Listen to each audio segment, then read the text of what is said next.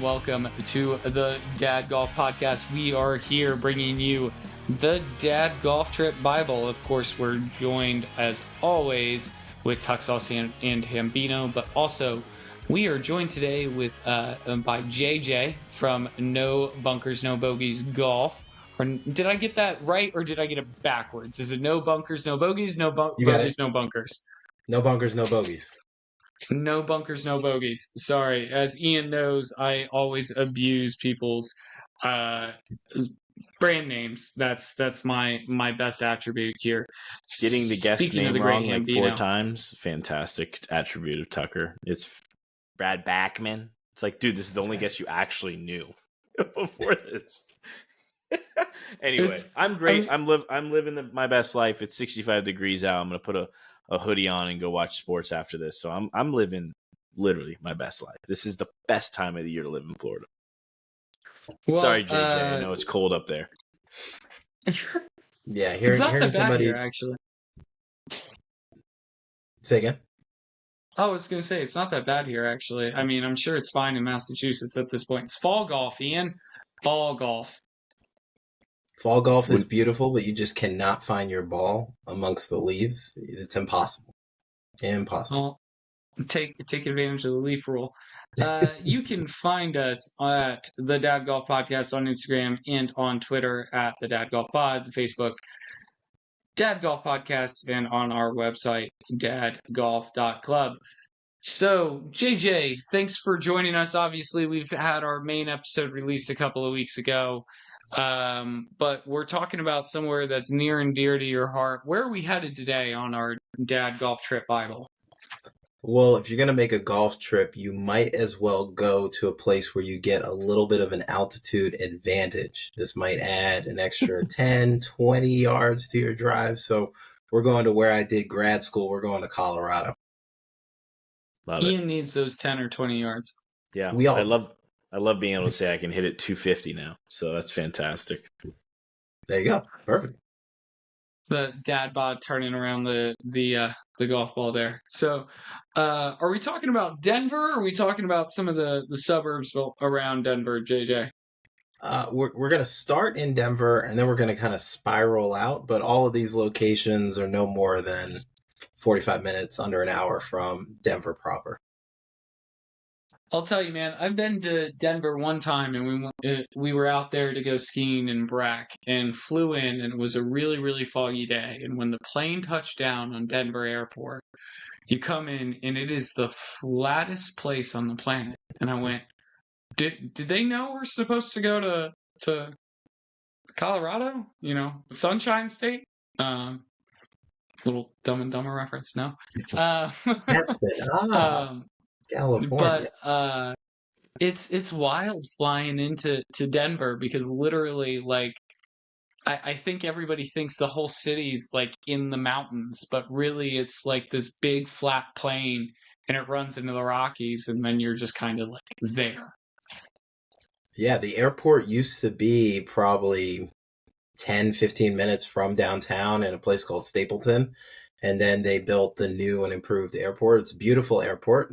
I'm sure we're on the internet, so there's a lot of conspiracies about That's where I was going, which I'm not going to talk about. But it's definitely a hike to get from the airport to Denver proper. It's a good 30, 40-minute drive. Makes you wonder why they built it so far out there. Anyway, that's for a different day. Follow the signs, ladies and gentlemen. We're not doing that. We're a golf podcast. That's what I like to do at 11:30 at night, is look up Denver airport conspiracies, baby. Stay on track. We're talking about golf course. So, on this golf trip, JJ, is this somewhere that you would take, is this like a family trip that you'd meet a couple of families out at, or is this like a boys thing going on? I think this could be a family trip. I mean, obviously with young kids, you got to make sure that they know about altitude sickness, and you're keeping them hydrated, and you're just checking on them to make sure they're not dizzy or getting any bad headaches. But there's a lot of beautiful places out in Colorado, particularly Denver, that you can take kids to. There's a Denver Museum. There's a Denver Zoo right in the middle of the city. A lot of art and cultural things. And the city's meant for families. So I think it's a great opportunity. The one thing that I really like about Denver, at least the one time that I was there, it is actually a very walkable city. Like, Mhm. and there's not a whole lot of that. Obviously, like New York's very walkable, like Boston's very walkable, like there's a couple of the spattering of cities across the country, but a lot of times, you go into an area, you might get a hotel, but then you're in an Uber, you have to rent a car, or like I do like Denver of like if you're at least, you know, you can get to the airport, you can take a train to the middle of the city from the airport, and feasibly I wouldn't do it with kids our age, but if your kids 8, 9, 10, 11, 12 years old, it's a very, very walkable city. I don't know if you have any. I've only been out there once. You live there, so I don't know if you disagree or have any other thoughts to that. Totally agree. It's a gridded city, so it's easier to find your way downtown. And then also in some of the suburban areas around Denver, they have kind of canals you can walk through and walking paths and bike paths. So one of the things, though, if you live in Denver, if you visit, you're going to see so many active people walking, jogging, biking, doing that cross country skis with the little wheels on it during the summer and stuff like that. So if you're walking on the sidewalk, you're going to feel like you got to walk with a little extra pep in your step, and you're going to feel a little gear envy. So everybody's got the new shoes, the best bike, the best whatever gear that they got. And so don't worry about that. That's just Colorado. You do you. You wear what you got to wear. Ian, that's your help. Well, it sounds like a little bit more active, uppity Scottsdale. To be honest, is what it sounds like at altitude. It sounds like Scottsdale at altitude. So, the only time I went out to Denver, we actually just drove right through. We flew into Denver and went up to Cordillera up in the mountains, and there was a Troon Cup for the company I used to work for up there, and they had Cordillera Golf Club had 3 golf courses. It was incredible. I mean, just visually stunning state just driving through it, and I can totally see how, fitness nerds would totally flock to that. Because, I mean, you don't have to drive far to get so much elevation change. And then you have, obviously, the city. And, having all the sports teams for me is a huge plus. If I were going to choose to live there, I'm a big sports nerd. So, the Broncos, Avalanche, Rockies, I mean, it seems incredible. Yeah. And very affordable to get into the games. When I was there, you could get into a Rockies game for $6. That's great. Yeah, it's ridiculous. That's crazy. That was 2013. Hitting home runs. I'm drawing a blank. There was a guy I used to love watching for. He was, I think, the shortstop. He wore number 5, maybe. I can't remember. Trubinsky? Yes, that's it. Troy Trubinsky or whatever. Yeah, Troy Tulowitzki. Tulowitzki. Yeah, and hitting home runs left and right. You always, when you play DFS, you're like, wherever is playing in Colorado, just load up because they're going to be hitting a million home runs. So. That's my take on. That's all I know about Denver. They're gonna hit home runs. Let's bet on them. So anyway, let's get back on track. Who's not hitting home runs? Russell Wilson. So back around here. Let's ride. Let's ride. JJ, before we move on to the golf, is there any like bars, restaurants, places that like if we go out there? That's a good spot, like just somewhere to go. I'm gonna be selfish here. Ian and I are both kind of like low key guys of like somewhere to go that's like a sports bar, have some wings, have a couple of beers, and then I'm in bed by 9:30. He might be up till 2, but a place that you can think of in town. Yeah, I'll give you 3. So the first is Bojo's. Bojo's is a pizza place in Colorado. They have spots in Denver, Fort Collins, I think in Golden too. And it's a fantastic pizza restaurant. And it was one of the first places where I ever got introduced to the honey on the crust. So their crust is braided, and you eat the pizza, and then they give you a little dipping sauce of honey that you dip the crust in. So it's very good, very delicious, famous. Again, casual style. It's not a Chuck E. Cheese. It's is it hot honey or is it just honey? Regular honey, regular Okay. honey. But it's a great place. Your kids can kind of be chill and feel relaxed there. It's not some highbrow place. And then the What other about place the other two? So the other place would be Little Man Creamery, which is right outside of downtown. I guess some people would still consider it downtown. Its building is like a milk jug. And in the summer, people will come there and you'll just kind of have parties and stuff like that outside of Little Man Ice Cream. But it's one of the best places to get ice cream in Denver. And I would fair to say best in the state. And then the last place that I would say to go to would be near my Eagle choice, which would be going to Red Rocks, going to see a concert or a show there. Plenty of space. Kids can run up and down the aisles of Red Rocks. Obviously, with the altitude, they ain't doing that much running. But a really great visual to be able to see a movie there or a performance there is one of a kind. You can't really beat it. I didn't know they did movies at Red Rock. Yep. They just like on random nights will just do like a movie showing if they don't have a concert. So they'll do kind of cult classics. So I'm sure for Halloween they got all the slasher movies, and they'll do Die Hard around Christmas time and stuff like that. Home Alone. But it's a fun time, just like in Hollywood, they'll do movies at the Hollywood Cemetery for Halloween. They'll do the same thing at Red Rocks. That's amazing they can fit that in between the 17-hour OAR jam sesh that they have out there every once in a while. All that Coldplay. I was just about saying, all that Coldplay, baby. Well, let's do this. We're going to take a quick break. We'll be right back with JJ's sports recommendations right after this. All right, JJ. So we've flown into Denver. We went to a creamery. We just spent 14 hours of our life that we can't get back watching Coldplay at Red Rock. Trying to get our life back together. After that, which I mean, let's face it. After a Coldplay concert, that's the low point in your life. Where if you all don't get that joke, go listen to our episode originally with JJ. So where is the par course that we're going to redeem ourselves here?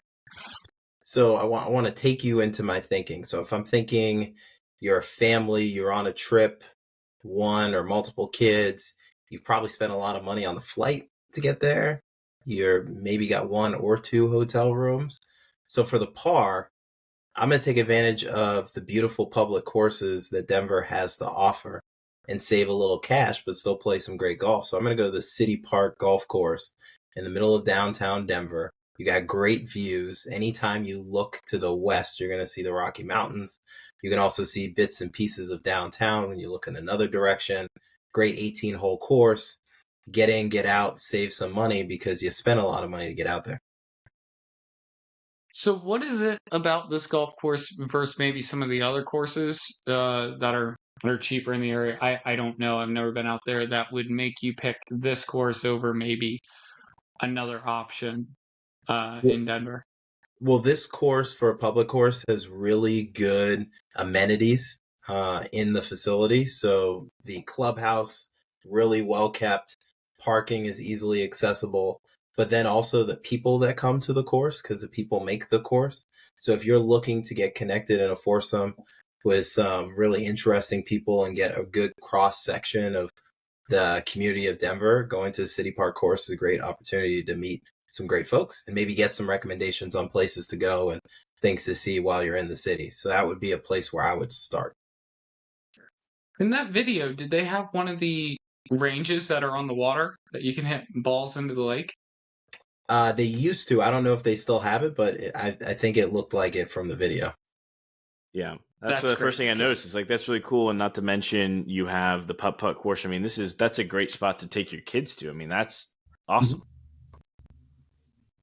So, Hambino, what do we? Maybe it's not fair because it's a Denver Park Association, but do we have a logo? Is there a decent logo that you'd like to throw in a judgment in there? The logo is poor. It's I mean, it's not like poor. I just don't know how it would look on a t-shirt. Looks like a red skyscraper as the straight part of the letter D, and then it's the sun above the mountains for the right side of the D. So it just doesn't look like my kind of logo. It's better than King and Bear, which is, I mean, it's hard not to be better than King and Bear's logo, but not my cup of tea. We'll keep judging as we go along, though. Fair. So if that's our par golf course here, especially I love that, especially with kids. If you have one of these driving ranges on the lake, I think that's the coolest thing with kids. I mean, and then like to Ian's point, if you pair that with putt-putt, of like that's a good 2 hours, right? You go out and you're like, oh, we're gonna go hit balls, and 20 minutes later we're gonna go on the putt-putt course. But where's our birdie course, JJ? So again, you go to City Park, you do the zoo, you play golf, you go to the zoo, take the kids out to Bojo's, get some pizza. They're settled, they're satisfied. First day in Colorado, A+. You did it. You can go to sleep happy. Next day, you kind of push them a little bit. You go a little bit further outside of the city limits, go to Silverthorne, and you go to Raven at Three Peaks Golf Course, a beautiful golf course. Now you're getting a little bit outside the city, fewer buildings, fewer houses, and now you're kind of nestled in a lot more of the natural beauty that you're going to find in Colorado. There's a little bit of woods, a little bit of water features, but I mean, you can't beat that view. I mean, look at these pictures. Sand traps may get you. It's a little bit hilly. One of my favorite holes is hole number 10. I love an uphill hole for some reason. I feel like I just let my driver go on those opportunities. And it's a great opportunity to, again, get out in fresh air. You're going to get a little bit more expert golf on this golf course than you are in the municipal course. But it's affordable. It's within that good range, and it's a great time. Not sure if this is going to work. JJ, there we go. There's 10. Yeah, there's 10. I know you're a psychologist, but the physics of it, by the way, of downhill when you're hitting driver, it's actually a lot harder. If you hit anything offline, it sprays more. So if you're uphill, like the confidence factor should actually go up, because even if you hit something offline, it comes down earlier and doesn't actually, like, the physics of the golf ball. So like you should feel more confident on uphill holes, because it's a whole lot harder to actually lose a drive there. Hambino, you're the logo master. Are you buying a shirt at Raven Three Peaks here? Yeah, I mean, it's a fine logo. It's what you expect out of I feel like every course that's named the Raven. There's a Raven in Scottsdale, for example, where we're from or where we used to work. And it's hard to mess that up, and they didn't. So credit to them. It's the word Raven spelled out, but in the middle of the V is where the actual center of the Raven and the tail sits. So that's kind of unique. You know me, just put the Raven and like the actual Raven and then make that the logo, and I would have been cool with it. But they added the wording. You got to, because it's probably not like, again, one of the brand world renowned golf courses. So I get it. I'd give this 6.2. JJ, you'll find with Ian, when we talk about, there are ultimate logos that are fantastic, and that's just a category in and of itself. Then there are logos that we like because they didn't mess it up. Then there are logos that are like, okay, you couldn't do a whole lot, and that's fine, right? Like, I wouldn't buy a shirt, but like at the same time, the logos that we hate are the logos that are like, how did you mess this up? Like, we understand there are plenty of places out there that just have like a crap name or don't have a like meaningful, and that's fine. Just put the text on the sleeve. We'll deal with it. But like what he's talking about, the King and the Bear, we went through with one episode, and they couldn't have made the logo worse. And like, you think King and the Bear, like, just do a throne with a little like bear with a crown on his hat or something like that, and they literally worked to screw it up. Yeah, like, that's awful. It could not have been worse, and we hate those things. Yeah. And they need to be called out because they're destroying the golf business. This Raven logo was totally fine. It's totally understandable. There was no reason to knock it. It's not one of the best logos, but it's also, if you're in the 6 to 7 category, you're just fine. That's the rule of thumb. Yeah. So you're buying a shirt. I'd buy a shirt. If you, yeah, I think it's again, it's the Raven. It's a cool little logo. So where's the Eagle Golf Course here, JJ? So again, you're in Silverthorne. You go to the golf course. You may do a little hiking with the fam. Go check out a lake. Get a little natural. Avoid the ticks, and see some ticks. nature. There you go, Tucker. Gotta get away from the ticks and the bears. There's definitely some grizzly bears out in Colorado. The last course, the Eagle course, is my favorite course. Fossil, Trace, and Golden. Now, when you're in Golden, you have Red Rocks, which again, the amphitheater, you can go see a movie, go see a show. In Golden, they also have casinos. So if you are able to spend some time away from the family, you might be able to check out one of the old-timey casinos that are out there that kind of look like some wild, wild west type stuff out there, but it's a great time. Fossil Trace is known for having fossils actually on the golf course, and their signature course or signature hole is hole number 12, I think it is. Yeah, hole number 12, where there is actually a sand rock in the middle of the course right there. And you have to be able to hit through or by it. Well, you can't hit through it. You got to hit by it to be able to par the course. Do they have a spa? They do have a spa, if I'm not mistaken. Sweet. Yeah. Ian, let's book our flights. This course, yeah, that hole, it looks incredible. This is a really cool. Like this is. It goes back to like Whiskey Creek, Tucker. We did one with you, and like they just, sometimes courses when you buy the land and you're getting ready to develop a course, you can just use what's already there. This is the perfect example. You didn't, some courses may have like legitimately like got rid of those fossils or the rock formations and tried to do something. No, like build it. That's what gives your course character. Like that's a cool look. I like that. On the record though, do not like this logo. This again, you could probably go back and see it. Dinosaur. Just put a dinosaur. I really don't even know what that is. I don't know if you guys saw it in the top left corner. The logo is in the top left corner of the website, but it looks like a fern. I don't know what that is. Like it just, again, this is a really cool name. You could have gone so many different ways. For that to be the logo is highly disappointing. This is almost as frustrating as the King and Bear. At least this has a logo. And I'm honestly, what I'm doing right now is I'm talking to you guys. I'm looking for like a shirt, like to see if that's actually what they put on the logo. But right now, I'm not thrilled with the logo. Everything else about this property looks incredible, though. Let's do like a smiling like stegosaurus, just like a little smiley dinosaur with Fossil Trace on the sleeve. Well, I would buy a million of those things. You could do like like the dinosaur kind of footprint looking logo. I mean, I don't know anything. Like that would have been cool with anything other than what I see here. So, but that's not to take away from the golf course because it looks awesome. That's too Clemson-esque, and we're not. Well, no, I'm talking about like it looks more like a Velociraptor type, not the tiger paw. Come on now, don't be bringing up tiger paws on this show. Do you want to run down a hill after all this is done? By the way, that's the most overrated entrance in college football, and I'm not saying that because I'm a Florida State fan. Like, give me anything other than hopping off of a bus and running down a hill. That doesn't do anything for me at all.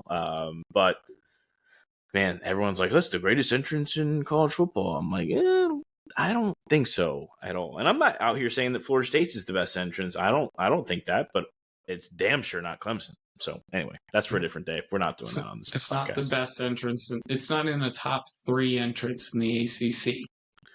In the ACC, Virginia Tech is incredible. I love Virginia Tech. Virginia Tech is awesome. Yeah. Kirk Herbstreit talks about it all the time. He's like, I wish Virginia Tech was good so we could go do College Game Day because the beginning at Lane Stadium is nuts. But this is a golf podcast, not a college football podcast, as much as Ian and I would love it to be.